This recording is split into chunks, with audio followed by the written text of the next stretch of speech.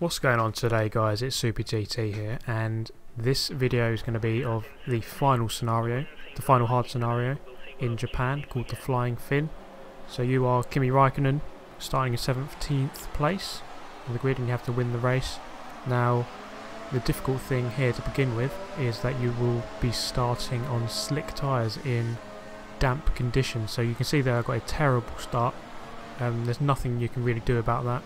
You will always get a terrible start as far as I know, but the good thing is that you can gain a few positions back at the start because the AI is so bad.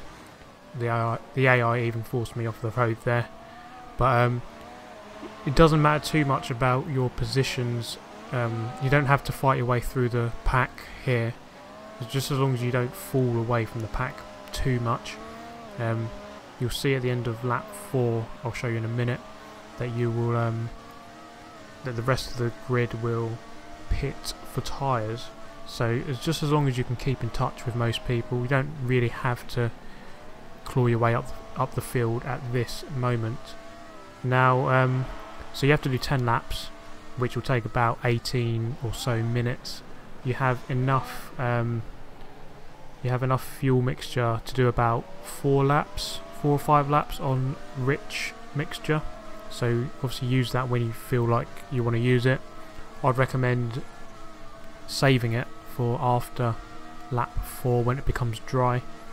I think you can just make better use of that fuel when it's dry. It's just a lot easier to use, just a lot easier to go faster. So I'd recommend saving that. Obviously at the end of lap 2, because it's damp, there won't be any DRS, so you can't use that for, before the other guys pit. Now, so we're going to come up to 130R here. You can take it flat out if you get it right, even in the damp conditions. The AI will be very slow going into the slow chicane and the hairpin halfway around the lap, so that's where you can make your moves if you have to. So we're going to cross the line here, coming up into lap 2, and I'm going to cut ahead to lap 4. Lap 4 is where the track will begin to come back to slick conditions. So we're going to come around turn 1 here, and I'm going to show you in slow motion. John-Eric Verne's tyres are, you can see that they're very smoky there.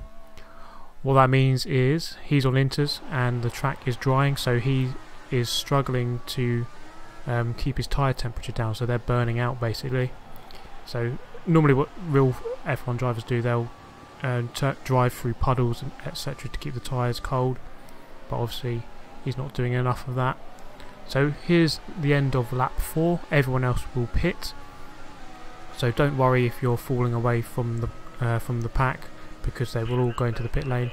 Now, depending on how well you did on those first 4 laps, you should rejoin ahead of everyone, so you should be in the lead by now.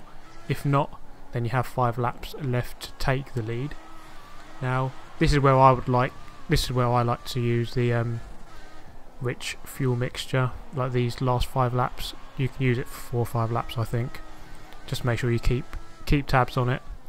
So you can see here that this is pretty much dry conditions now. The car turns in very nicely, and you don't have to worry about traction coming out of the corners as much. So you can see here going into the Degner corners, part 1 almost flat out. You see how quick that is. So it's definitely dry conditions now on lap 5, so you don't have to worry about that too much. And as we come into the chicane, get it hooked up nicely with the apex. You can, because there's 8 gears, you can short shift your gears coming out of that hairpin to erase any wheel spin coming out of the corner. So there we go. Into we've fast forwarded to lap 10. I've just lapped Max Chilton on a 10-lap race. This challenge was very easy. I beat it was Rosberg in second. I beat him by 40 seconds in the end, so I rejoined about 10 or 15 ahead of him when he pitted on lap 4, and then just pretty much just drove away from him, finishing 40 seconds ahead of him eventually. So obviously if you're not as confident in the wet, that'll be your main trouble for this scenario, but once it turns dry it should be pretty easy to beat him. You pretty much have to, I did a 141.2, anything even like 145 you'll probably be alright for this challenge. This was good enough for 50th or 60th in the world, something like that. It was 18 minutes 2 seconds was my final time. So there you have it, guys. I hope that has helped you. Give me a like if it did, and subscribe if you want to see more racing game content. So I hope you have enjoyed it, and I hope I can see you next time. Thank you very much for watching.